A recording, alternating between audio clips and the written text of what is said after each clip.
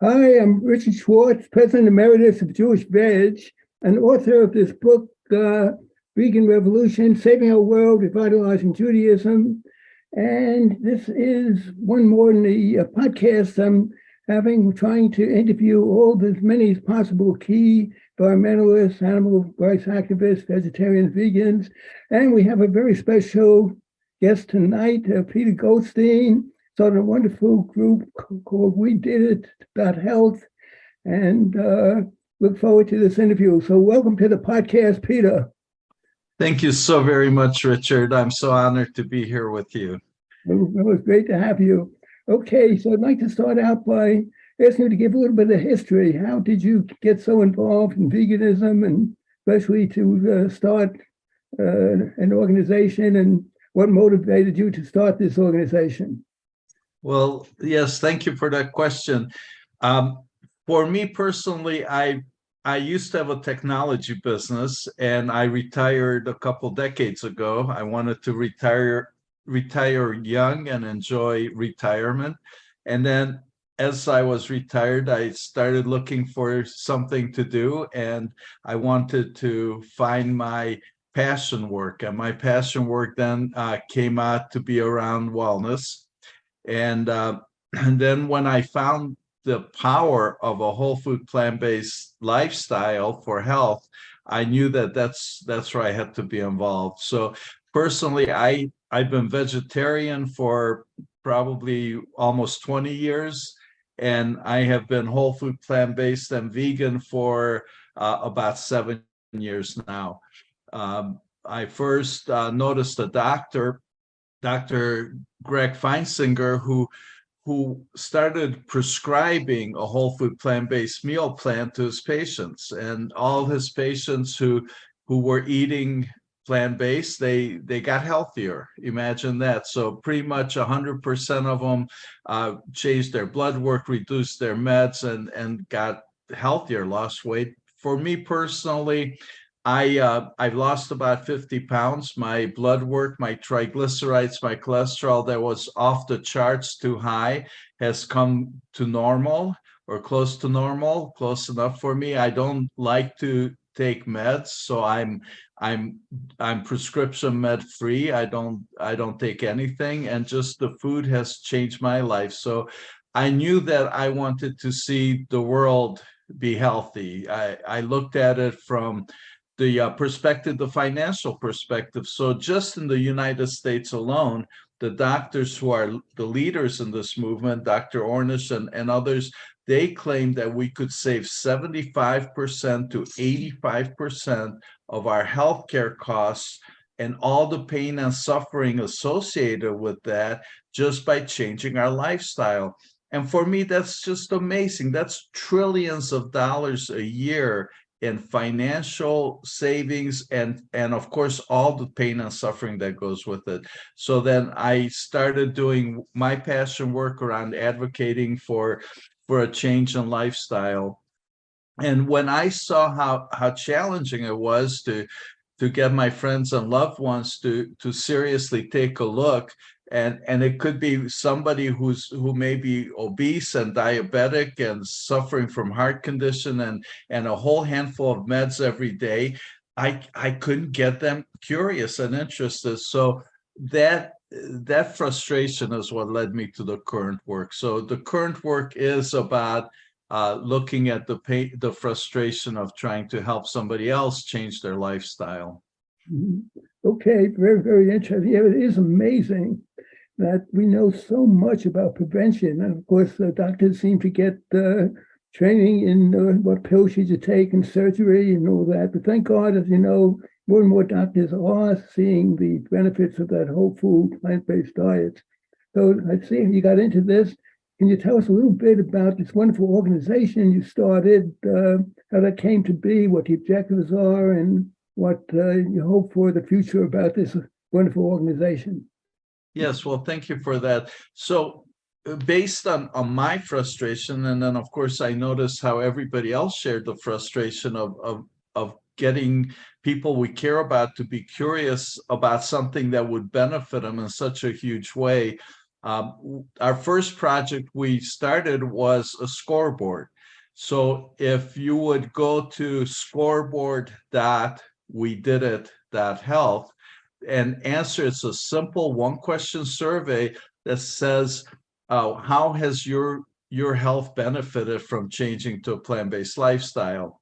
And just a simple one question, multiple choice question survey that has all about a dozen or 15 different options to it: blood work, diabetes, cancer. So some of the major benefits that people have experienced. So check off the boxes, and then on the site you'll see we have a ticker on the bottom of the page that shows the number of people that have benefited. And this is all live. So as you go and chime in and answer the survey question and submit your answer, the numbers will change. And of course, on that scoreboard, we also take those numbers and look to see how we benefit not just our own health, but how we benefit the planet. So from the scoreboard, we see the number of animal lives we're saving every day, the amount of water we're saving, the forests we're saving, the carbon dioxide. So all the good we're doing for the whole planet, for animal compassion, not just for our health. So that's where we went with We Did It Health. And in the process, then looking for other ways. So now our mission, our goal is to find better ways of inspiring hopeful curiosity. So we're not doctors, we're not a vegan nonprofit. We don't do that kind of work. What we're doing is we want to get better at spreading the word, better at inspiring hopeful curiosity, so that we can get somebody to understand that they can make a difference for the planet, for the environment, they can make a difference for their health. And then once somebody's curious, then in our community, we have lots of professionals that would be more than happy to help them with the lifestyle change. Okay, sounds really great. But I understand that part of your program is having ambassadors. Could you explain a bit what's involved with these ambassadors? You bet. Thank you for that. So we have a very simple definition of ambassadors. An ambassador is somebody who's benefiting for themselves, who's living the lifestyle and would like for others to know about it. And I think pretty much all of us who are living a vegan or plant-based lifestyle, we're all ambassadors. We're all really frustrated to see the world suffering, see our friends and loved ones suffering, to know how the animals suffering. So we're all ambassadors. We all would like to see other people live a better lifestyle. So that makes us ambassadors. And so our work is to help everybody become more effective ambassadors. Mm-hmm. Okay, sounds great. Now, you stressed at the beginning, it's a super important topic, how people can be much healthier. How important is the environment, especially trying to avert a climate catastrophe? How important do you feel that is in people becoming vegans? Oh, it's imperative. It's absolutely imperative for the environment. It's not just that it's important, it's imperative. And in our community, then what we do is we interview the leaders. So in all the different aspects of being plant-based, and we have seen that really the deforestation is a major part of it. So we deforested so much that the ability of the earth to capture the carbon dioxide in the environment and the air has been damaged. So it's unable to clean the air. In a sense, it's the vegetation on the planet, including vegetation in the oceans, the plant population of the oceans, it all cleans the air, removes the carbon dioxide. And so being plant-based, then we would allow for the reforestation.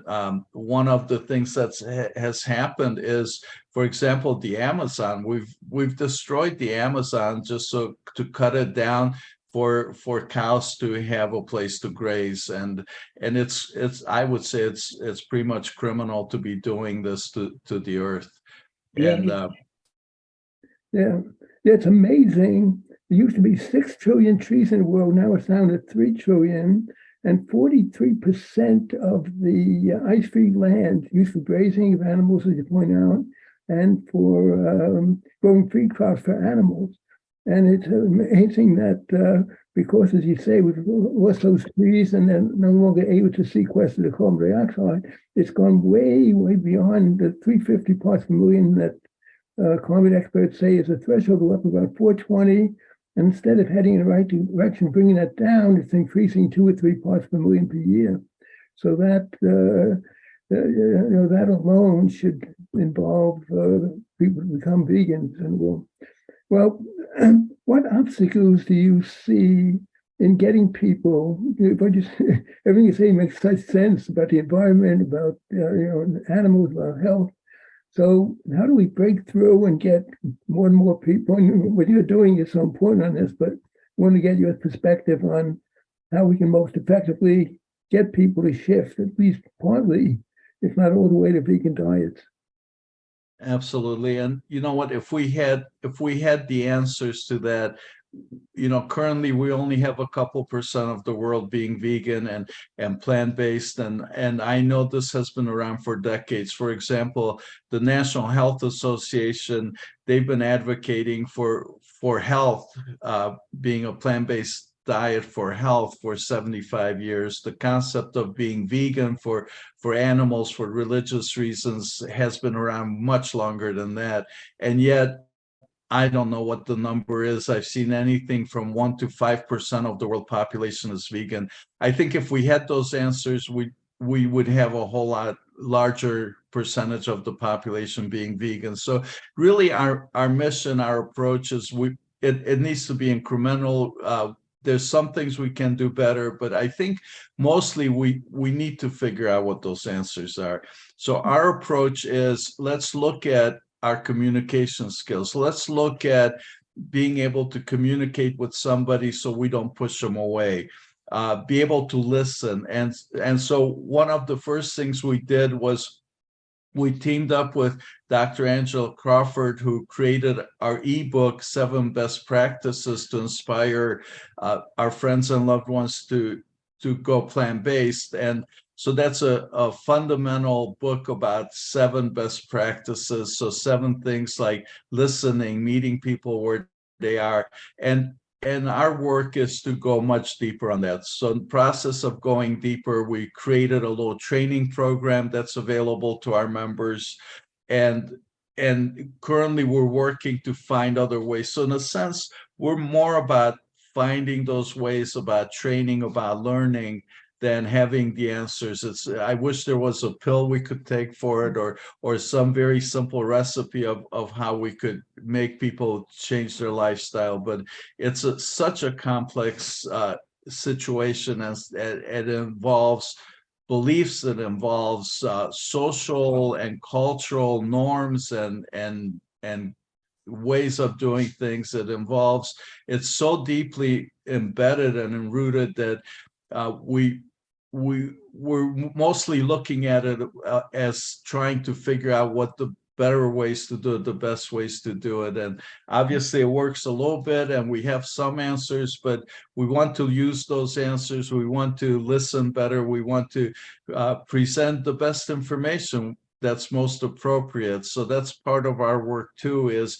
once we get somebody's attention, how can we show them the evidence? How can we show them the facts? What are the most compelling pieces of information for a specific situation? So let's say somebody who's concerned about the climate, we don't necessarily want to show them game changers, people who are athletes and being much better performing athletes for being plant-based. We want to show them the work about the environment. Or if we have an opportunity to inspire a woman who's having challenges with her pregnancy to change lifestyles, we probably want to show them a pediatrician's information and favorite resources. So part of it is to have the best ways of getting somebody's attention. And the other part of it is having easy access to the best information that will help convince them.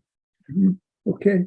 Speaking of the best information, can you tell us a little bit about the website for your organization, how it's structured, and how people can really gain by visiting your website?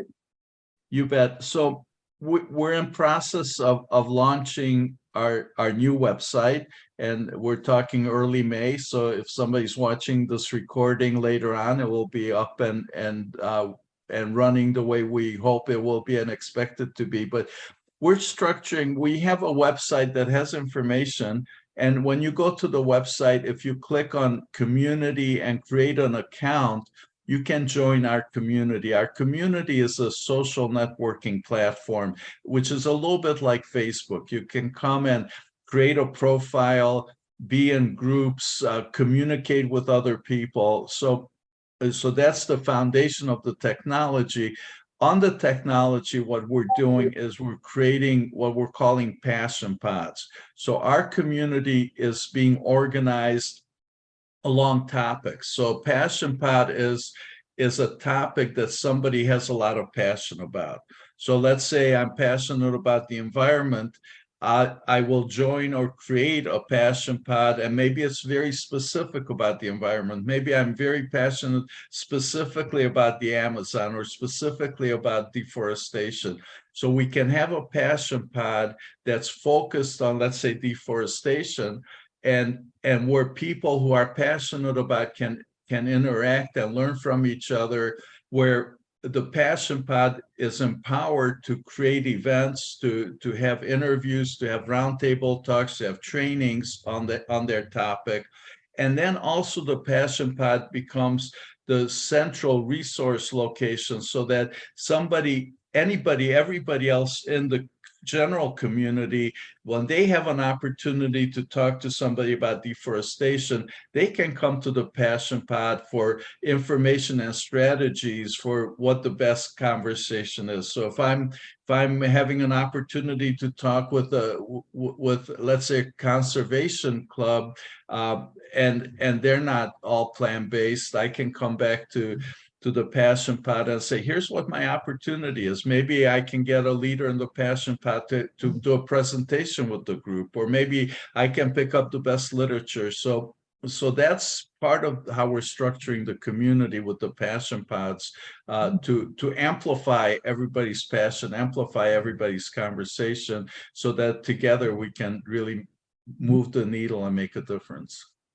Well, it's so important, as you know, for people to move toward veganism, and what you're doing it with some of these great ideas, just wish you a tremendous success. If somebody wants to get involved, how would they go? They go to your website, wedidit.health. Is that the best? Yes. Mm-hmm. The best way to do it is come to wedidit.health, come to the community, create an account. It's free. There's certainly no cost to it. Become a free member. Get involved with the passion pods. And if you'd like to reach out to me personally, my email address is Peter G, my first name and last initial, Peter G at wedidit.health. And of course, our website is wedidit.health. So come visit the website, learn more about our work, and create an account, join the community, and interact with everybody else in the community, and participate in the activities of your favorite passion, so that you can connect directly with people who share your passion, so that you can grow your passion, you can inspire other people to along the lines of your passion. Mm-hmm. Oh, great. All these tremendous possibilities, and wish you much success on that. What is your outlook? Are you optimistic about future veganism? Do you feel, especially with the young people, that they're finally waking up in terms of the climate change, in terms of health? And of course, many of the young people are very concerned about animals. So do you see that momentum is on our side in moving toward veganism? Yes, I am optimistic. I know that we're at a very important time in human in the human experience and human consciousness. I'm very excited for the growth that I'm seeing. I'm seeing an absolute expansion of human consciousness. I see how people are getting to be much more passionate, how so many more passionate people are on this earth right now, and I'm so enjoying meeting and collaborating with conscious people who and compassionate people. Being it takes compassion for our health, compassion for animal justice, and compassion for the environment. And then there's a fourth area, which is world hunger. It's we by being vegan, we can change world hunger. There's no reason anybody should be starving on this earth. If we were vegan, it takes, I've heard numbers as much as 10 times more grain to feed an animal to get the meat. So it may take 10 pounds of grain to get 1 pound of meat. So if we were feeding people the 10 pounds of grain, we wouldn't have world hunger anymore either. Absolutely. It's amazing. One additional statistic to what you've been saying, 70% of the grain in the U.S. being fed to animals to fatten them up for slaughter at a time when I think some statistics is that over 10% of the world's people are chronically hungry, and about 9 million people are dying of hunger and its effects every single year. So there's so much about the animal, the environment, health, things you've been mentioning. And also, another important factor is the conservation of resources. As you know, animal-based diets are so wasteful of water, energy, land, grain, and so we need those changes. Well, we're going to try to help as much as possible. We're going to try to get this. Going to be recorded. We're going to get the link out to you and others to share it widely, get it on YouTube, and because what you're doing is so super important. So you've made so many good points already. So in conclusion, is there anything, of course, I'm not the professional interviewer, any additional points you'd like to bring up that you didn't bring out through my questions? Well, thank you, Richard. And I'd like to mention that we have a YouTube channel. We did it, That Health on YouTube, and I look forward to reciprocating and interviewing you. I know you have such an amazing story. You have such a history of contributing so much knowledge and research. I know you've been so well published. So I look forward to interviewing you and having your interview on our YouTube channel, and alongside all these other amazing leaders that we've interviewed in environment, Dr. Salish Rao. I'd like to mention that May is our health month. We have a different category every month. May is health, and if you're watching this live or soon, or if you come to our YouTube channel, look for some very interesting interviews with doctors. We have Dr. Furman coming up, who's a nutritarian and talks about the power of a diet of a nutritarian or whole food plant-based, his flavor of whole food plant-based. He's doing incredible research and he has amazing facts to share.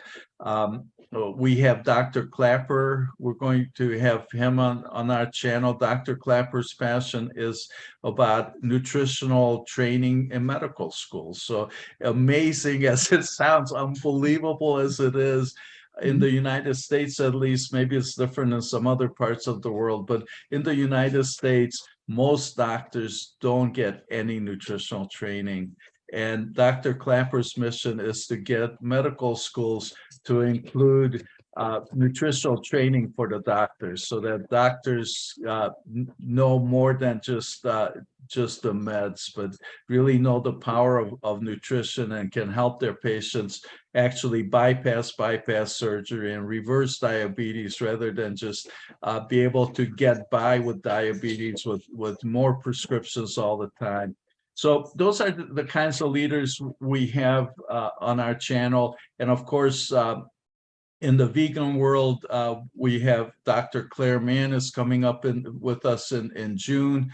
And we've interviewed so many leaders, and we look forward to doing so much more, because we all want to have the strategies, the information, so that we can inspire our friends and loved ones to take a look at taking care of themselves, taking care of the earth, taking care of the environment, taking care of the animals. I think that's our passion, that's our responsibility to take better care of the earth.